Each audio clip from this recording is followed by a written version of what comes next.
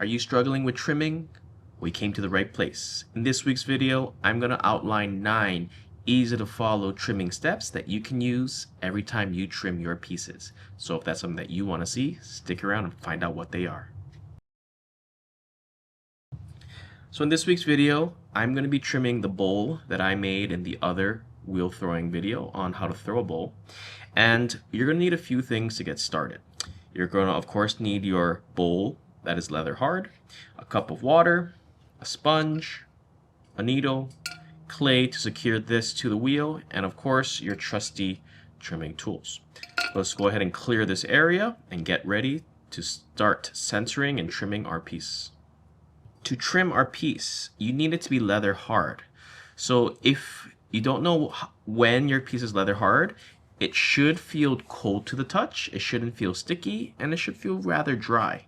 And when you flip it over to the bottom, you should be able to take the clay off. It's still moldable, but if you were to squeeze it, it does not easily dent. So this is the perfect leather hard consistency.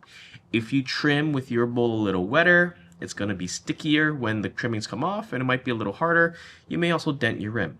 If you trim with your piece drier than leather hard, you're going to create a lot of dust. It wears down the metal on your trimming tool, and it's just not as efficient process. And the first thing we're going to do is we're going to get this centered on the wheel head. So step number 1 is to flip your piece upside down and try to put it as close to center on the wheel head using these concentric rings that you have on your wheel. Now, not every wheel has these, but most do. So you're going to put it as centered as possible, and then you're going to spin the wheel, and you're going to look at the rim and see how it moves in and out from that ring. Now, if you know your rim is not centered, you can look at the middle section or the section closest to where your foot's going to go. So to help visualize how to center this, I'm going to purposely push it off center. I'm going to spin the wheel, and we need to push this to center.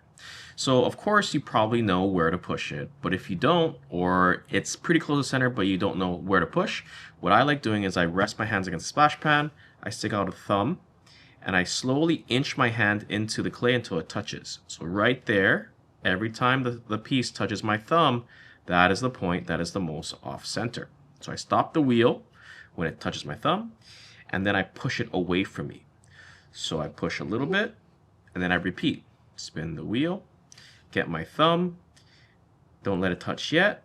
After a few rotations, if it doesn't touch, get a little closer. Right there it touches, right there, right there. So I stop, and then I push. And I keep repeating until the piece is more or less centered. It's right there, touches, and I push.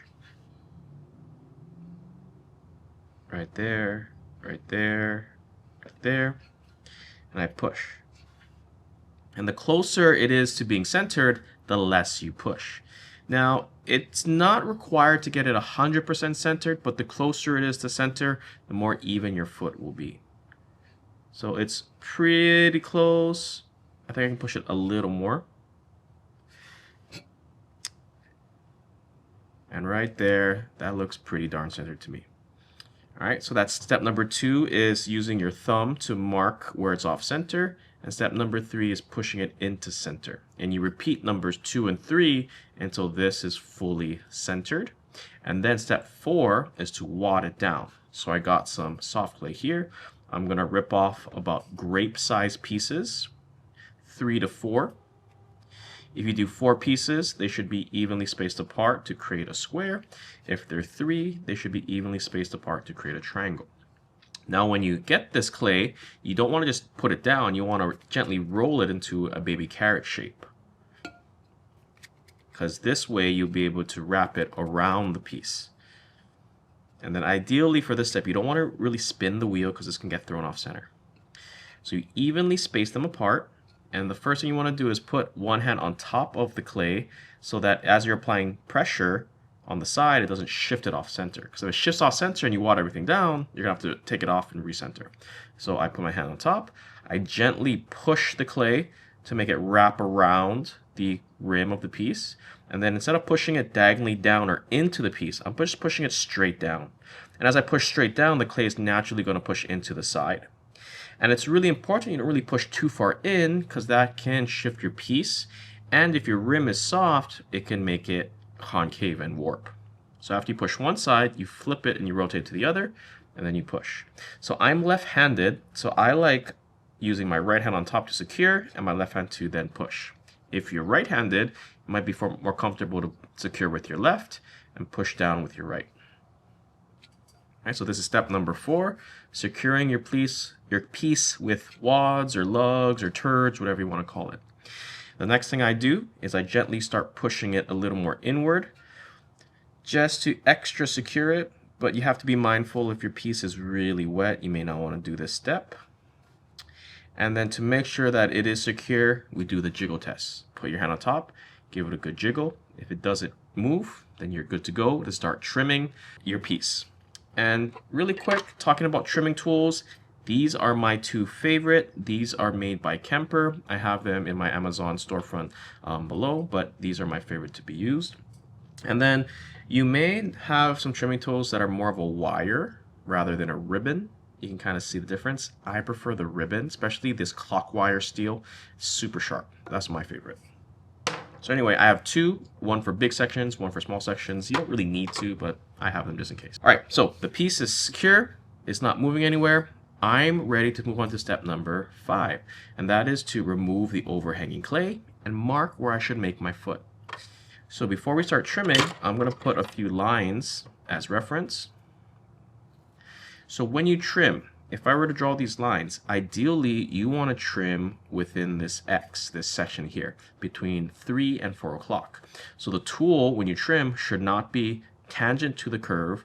It should not be parallel to the curve. It should be at a nice 45-degree angle, and it can be from here all the way to here. And the way I recommend holding the trimming tool, it should be in your palm like this, with the butt of the tool into your palm, finger on the metal part right here, and then supporting your hand underneath over here and bracing up against something, whether that's your hand or the splash pan. So this is like the perfect angle. Now, if you're a lefty out there, you can trim, if we add another section here, so we'll put an L here, you can trim here, and because that is a little more natural for the lefties. But I'm left-handed, I learned to trim with my right, and I do switch back and forth. So, first thing we do, trim this overhang. So I hold it in my palm like this, spin the wheel, have it at that same spot that I recommended, and then you start applying pressure. And then once you see the trimmings come off, you don't want to increase the pressure. Speed of the wheel, you can actually go half speed to start, and you can actually go a little faster if you want. And this is one of the few occasions you can actually spin your wheel really quickly, because if you spin it faster, you can move your hand faster too. And so the first part about the trimming for step 5 is just removing all the overhanging clay so that you know exactly where your true bottom is. So once I remove that, it's more or less straight, I can switch to the round side. Go into this groove, apply light pressure, and then slowly work my way up to remove any excess overhanging clay. Okay. I did create this little lip here, so I can just turn the tool, use the flat side, and then just gently put pressure, and then it'll remove that away. All right, so now I don't have any overhang. I have my perfectly straight wall, and I can start marking the bottom where I want my foot to be. So for a trimmed glaze piece, this is the foot here. This is basically a pedestal that lifts your piece up and allows you to then have separation from the base to the wall of your clay. This foot usually serves as 2 things. 1, it elevates your piece to make it look more finished, and 2, it provides extra space from the glaze so it doesn't run off your piece, because then usually you can leave your foot unglazed. And so when you mark your feet, you have to decide where you want it in your bowl.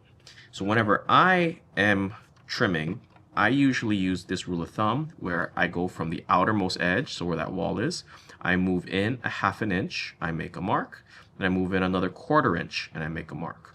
So those are the 2 marks that I'm going to try to drop my needle down on as the wheel spins so that I can have a ring to follow. So to mark it, you spin the wheel, hold the needle like a pencil, and you're not holding it towards midnight. If you were to just take this line and elongate it straight with the needle, that's how you want to mark it. Same thing over here. If you angle it any direction, you can cut into the base, and that can gouge the clay. So we want the rotation of the wheel to glide against the tip of the needle. So you spin the wheel, find the line, and mark. Okay, if you're lefty, I would recommend marking here. So the needle is facing this direction. So 3 o'clock, not towards 3, but directly to my right. Spin the wheel, put it over, and I mark. Now, as I mark that line, you can see from the overhead cam, it's kind of dancing, it's moving a little bit. So that means that is not centered. So what I'm going to do is I'm going to take my sponge, I'm going to get some water on it, and I'm going to just smooth that line out and try again. So if you mark really fast, you might miss, and then you have a line that's not centered.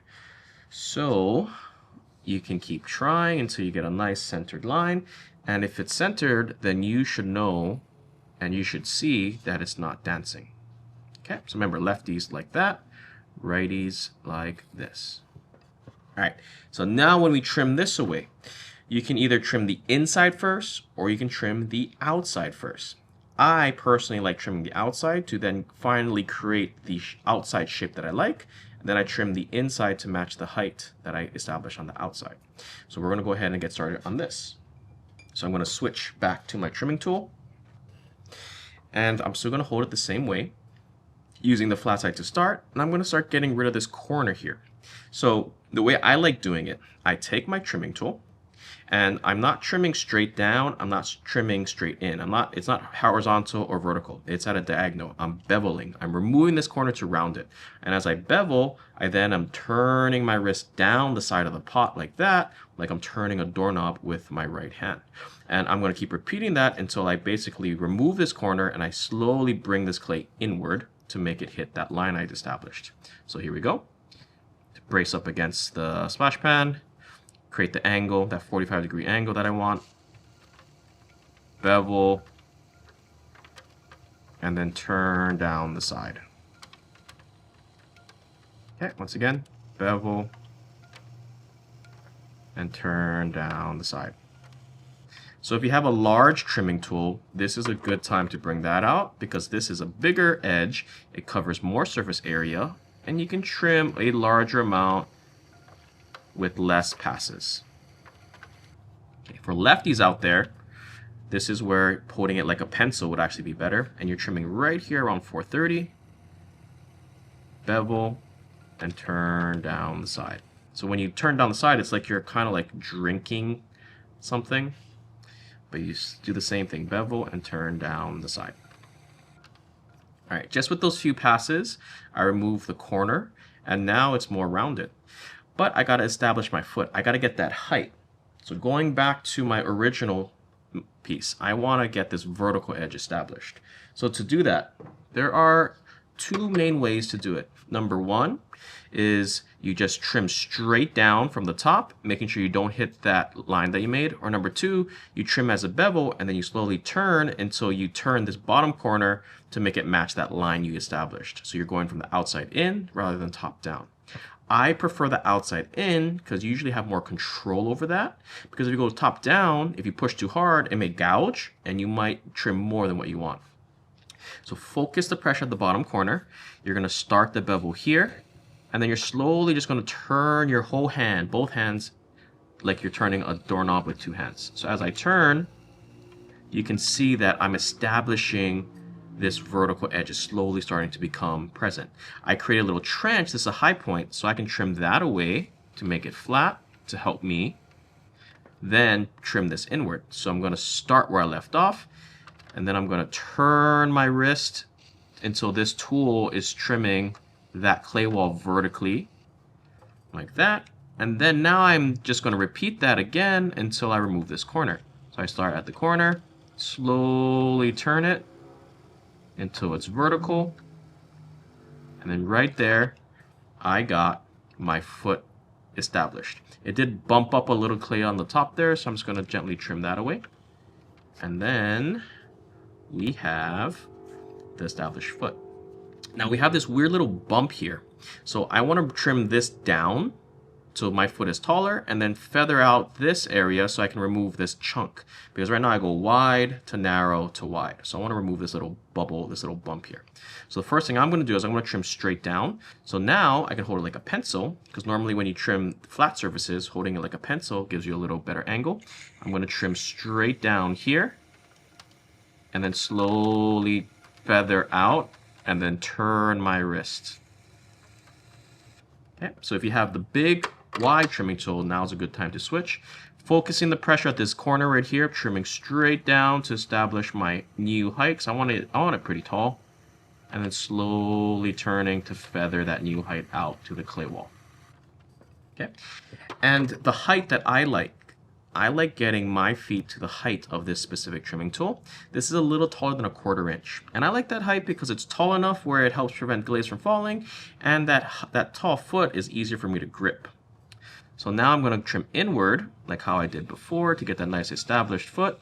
And it's still under the height that I want. So I'm going to trim down a little more here. I can trim off the edge if I want. So I didn't trim right up against the foot, I trimmed a little off, so it created this little ramp. So now I just turn it vertical, focus the pressure on this bottom corner here, and then I just trim inward until I remove that little ramp I created. So right there, that is the height that I want, perfectly the same height. Now I just need to remove this flat edge to make it round and feather into here. So once again, switch back to my flat, have it match the angle that I established, and slowly turn it down the side of the pot. If you're a lefty, same thing, push down, and then turn down the side at 430. Okay, and then the goal here is to match the curve below and the curve up here where I trimmed. So as I run my finger down, I can still feel a slight indent right here. So I'm going to switch to the round one. I'm going to start from that indent, and I'm going to trim upwards using the round side to feather and remove any small increments going up. And then I'm going to do the same thing from that indent, and I'm going to start going down. Now as I go down, you can see my trimmings are coming off as more flakes and ribbons. And that's because that's too dry. So what you can do is you can add a little bit of water on your sponge, coat the area that's too dry with water, so you hydrate the outermost part of the clay, go back, and then start trimming that same area, and then you should notice the trimmings coming off as ribbons again. Now the only downside about hydrating your clay as you trim is the ribbons, the trimmings will most likely get stuck to the wet surface, so it'll just require a little more cleanup. Alright, so I went up and down, and now my curve is pretty seamless from the base all the way to the foot. And I'm ready to move on. There are trimming lines here that I want to remove later, but that's at a later step. Okay, so that was step number 6, trim the outside. Now step number 7 is to trim the inside. So when we trim the inside, we want to trim from the center, work our way outwards towards 3 o'clock or 4:30, and we want the height here on the outside to match the height here. And ideally we want a nice dome. We want the middle to be the highest and to slope down. So that looks something like this, where this is high, that's low, and it slopes to then match this. So if we were to cut this ring off, this foot ring, it should be more or less sloped from wall to wall. Now the reason why you want it sloped is it just helps the piece be that much stronger. If it's flat, there's more stress on it, and that can cause some stress cracks that can occur. Alright, so to trim this, now we want to switch to the round side, hold it like a pencil, and when we trim, if we were to make a division line down the center, we know that this right side rotates this way, and this left side rotates this way. So if you try to trim dead center, your tool is basically going to want to turn because it's going against opposing directions. So ideally, you want to trim off to the side and then work your way outwards. So the first thing I do is I get my tool, hold it like a pencil, start in the center, apply light pressure, see the trimmings come off, and then slowly work my way out, slow down the movements as I get to my line, and I release. If you're a lefty, it's not dead center, slightly off to the center, apply downwards pressure, and then slowly work my way towards 4 o'clock. Okay, and then you keep repeating that until you get your height. And as you trim, just remember, you want the middle to be slightly taller than this outermost edge. So trim down, slowly work your way outwards. Okay, you can switch for the righties out there.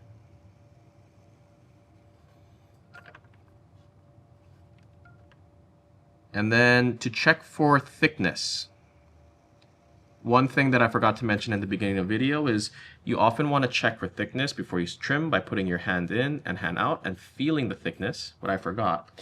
So another way to check for thickness is you put your finger on top where you want to check, take the side of your tool, tip of your tool, and tap. The more vibration you feel, the thinner the clay is. The more hollow it sounds, the thinner it is. And it's kind of hard to understand this as you're starting. So it's good practice to tap as you trim. And as it gets thinner, it should vibrate more. I'm going to keep going. And because, like I said, I'm left-handed, I'm going to be trimming with my left. And then I'll switch to my right for those righties out there. And then my depth right here looks pretty good. And now I want to get a nice vertical edge here. So to get that vertical edge, it's really difficult to be right-handed and try to trim on the right side because you're on the same side that you want to trim. So instead, you should trim at midnight by holding it like a pencil here and using your pointer finger to then push the tool towards midnight to remove that excess. So you have the tool vertically up and down, finger here, left finger here, and then you just push to then remove all the excess. And that will create a nice vertical edge. If you're a lefty, you can trim on this side, just like a pencil, hold it like a pencil, focus the pressure on the bottom corner, and then just push. And that basically does the same thing because this angle is a lot easier for lefties. But like I said, if you're a righty, do it at midnight. So if you can trim both-handed, then it does help. Another thing that you're going to notice is the trimmings are going to get stuck inside of your piece. So one tip that a person that commented in the past said is dip your trimming tool in water and then put it on top, and then it should more or less collect all the pieces. Yep. And then you just continue trimming like you normally would. So let's go ahead and get this edge established here. And then if you want to get all the way up to the line, you can do the same bevel and turn like you did on the outside. So I'm going to bevel and slowly turn this vertical. Right, and another way to collect the trimmings, if you put your finger behind the opening of the tool, you can collect it that way too. And I prefer that method because if the trimming tool gets really wet, it just gets a little harder, for me anyway, because the trimmings just kind of get stuck to this and it can't really extrude out. All right, so now I'm working on the slope. This is more or less flat. It does get a little deeper here. So I want this to be a little lower. So I'm going to focus the pressure with the right side of the tool here with my left hand. And I'm going to trim down to slope it. If you're righty, same thing, but at midnight, focus the pressure on the right side of the tool or the side that's facing midnight and slope. And this is where the big tool, the big trimming tool will help because you can start from the center, slowly bring it out to feather, and then remove what you don't need. Okay, and then I'm going to clean up all that extra clay that's getting stuck. All right, and then right there, my piece is more or less done, but I want this a little thinner, and I don't want to adjust the outside, so I'm going to go back to using my left hand, and I'm going to trim this a little narrower by beveling and then vertically standing it up to make it a little skinnier so the foot doesn't look as bulky. And collect all the trimming tools, and collect all the trimmings, and then right there, that looks pretty good, nice and smooth, and I'm ready to create the undercut. So you can either bevel it down, keep it straight, or create a curve. I like doing a curve. It adds a little flair to the style of the foot, and this little flair helps me grip the piece upside down because there's a little corner here. So when I glaze it, it helps me. But the downside of doing a flare like this is if you go too thin on this tip right here, it's really prone to chipping. So just be mindful if you do this. Make sure you don't make that part too thin. And normally what I do is I try to round it to make it a little less pointy. All right, I'm going to reestablish this edge to make it more defined. And then these trim lines, I'm going to do one single pass with the flat side of the large tool.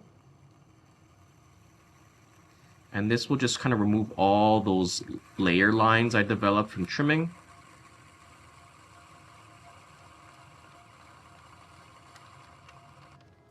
so that's more or less smooth. And now I'm gonna go ahead and remove the last bits of trimmings. And because I'm more or less done, I can dip it in water now and just kind of collect everything. Not really trying to make more trimming, just trying to collect everything. And I'm almost done. Step number 8 now is to burnish everything. So I got my sponge and I'm going to add a light layer of water. And I'm going to use my fingers to then smooth everything out. So smoothing and burnishing is more or less the same. And what you're going to notice is all those rough trim marks will get pushed back into the clay body and it'll leave your piece nice and smooth. And I'm also removing any sharp edges that was on the foot because we don't want that. So now from the overhead cam you can see it's really smooth. Now I'm going to burnish this outside. And if you are burnishing, be mindful if your piece was really wet when you trim, it's going to get even more wet and more weak. So when you try to pop it off, it may not pop off as easily. And if it does pop off pretty easily, it might warp. So just be mindful to be careful about that. All right, so now the outside smooth. This is nice and pretty. And the last step, number 9, marking. Mark your piece somewhere with your artist signature. I like putting mine dead center, and that way it's easy for me to mark. I don't recommend you put it on the outside here or on the foot, because usually that gets covered with glaze unless you like do a stamp or something. So we're going to go ahead and pop these off. And I'm only touching the clay. I'm peeling it away because I don't want to touch the pot or the vase or the bowl. Put those away from me. Get the pegs of the wheel on my left and right if you have them. Wrap your hands around the clay. Make sure there's no trimmings on it. And then gently wiggle and it should release nicely. Be careful because your foot's soft. And if your rim got damaged from the wheel head, now's the time to smooth that out. But other than that, we have a nice finished bowl following 9 easy steps. So if you enjoyed this video and you want to see more videos like it, don't forget to like and subscribe. That way you can see these videos as they're released every week. And as always, I want to say mahalo to all of the Mud Club members and a shout out to the Mud Club Plus members. We have Sister Bragdon and Pamela K. Jameson. If you folks would like to join and become part of our membership, the link is in the description below. And as a member, you not only get to support this channel, but you can unlock additional perks if you go up to the next tier. So hopefully I get to see you folks as members in the next week's video. But until then, thank you for watching, and I'll see you in the next video.